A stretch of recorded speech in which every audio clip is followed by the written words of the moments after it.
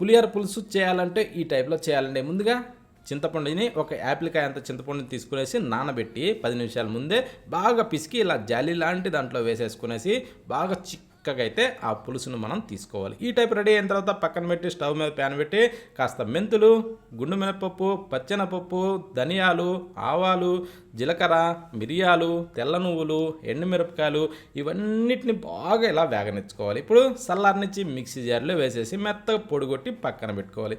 Stove on చేసి pan పెట్టి oil వేసి వేరుశనగపప్పులు వేసి ఆ తర్వాత శనగపప్పు, గుండు మినపప్పు కూడా వేసుకునేసి ఇలా బాగా వేగనిచ్చి ఆవాలు, జీలకర్ర, పచ్చిమిరపకాయలు, ఎండుమిరపకాయలు కూడా వేసి చిటికెడు ఇంగు పొడి వేసి పసుపు, కరివేపాకు వేసుకునేసి ఇలా బాగా కలుపుతూ వేగనిచ్చి ఇప్పుడు ఆ చింతపండు పులుసు పోసి రుచికి సరిపడా సాల్ట్ వేసి ఇలా కలుపు కాస్త బెల్లం వేసుకునేసి ఇప్పుడు బాగా మిక్స్ చేసుకోవాలి. ఆ తర్వాత గ్రైండ్ చేసిన పొడిని వేసి ఇప్పుడు బాగా కలిపేసుకోవాలి. కలిపిన తర్వాత ఈ టైపు బాగా ఉడికించుకొని ఇప్పుడు రైస్లో కలిపి తింటే సూపర్.